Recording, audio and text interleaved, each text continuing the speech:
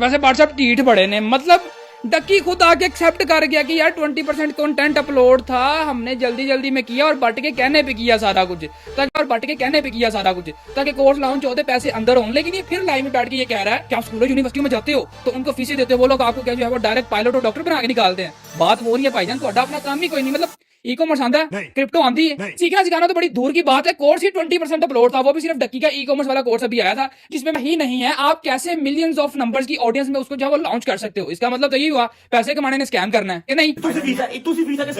ये बात बोल रहा हूँ कि मेरी डिबेट इस कोर्स पे थी। देखो, कोर्स लॉन्च करना बेचना इजंट इलीगल, कोई गलत चीज नहीं है, लेकिन मैंने ये कहा था कि ये लोग आपको कैसे सिखाएंगे जिनका अपना काम कोई नहीं है। इन्होंने फिर सच्चा साबित करता, मतलब सीखना सिखाना तो फिर बाकी बात है, कोर्स ही पूरा अपलोड नहीं था किया हुआ। पट्टी साहब होंगे चला रिव्यू का ये भी कहना था कि ये लोगों की साजिश थी कि ये लोग पैसा कमाना चाहते थे, और इसमें जो मुलविस था वो था रजब भट्ट और नदीम नानीवाला। इन दोनों का प्लान था कि ये लोग पैसे लूटना चाह रहे थे आवाम से, जबकि कोर्स इन लोगों को कुछ नहीं पता था कि कोर्स में होना क्या है। लेकिन बस इतनी सी फीस करके इन लोगों ने इरादा बना लिया था कि ये आवाम को लूटने वाले हैं। इसको खुद नहीं पता था कि ये ऐप जो है वो क्या लॉन्च करेगी और किस तरीके से होगा। बस इसने उठा के डाल दिया क्योंकि इसको पैसे कमाने थे, इसको व्लॉग बनाना है तो सिर्फ व्लॉगिंग करता रहा। लेकिन ये इस तरफ क्यों आया?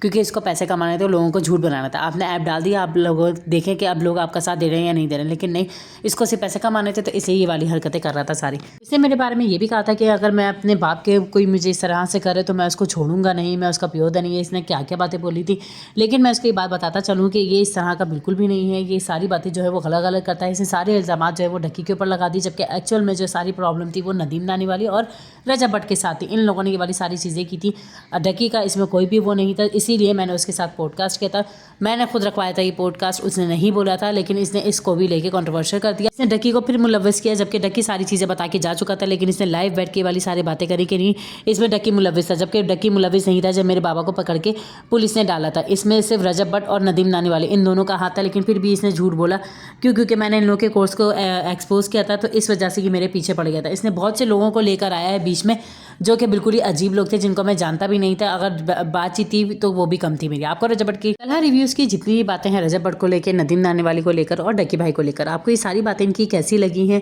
या इन लोगों के आपस में कंट्रोवर्शियल जो है वो चल रहे हैं व्यूज़ कमाने के लिए? क्या ये इस वजह से इस तरह की बातें कर रहे हैं? हमें कमेंट बॉक्स में लाजमी बताइएगा। चैनल पर नया चैनल को लाइक शेयर सब्सक्राइब के बगैर मत जाइएगा। आपको हमारी वीडियोज़ कैसी लगती हैं कमेंट बॉक्स में ये भी बताइएगा।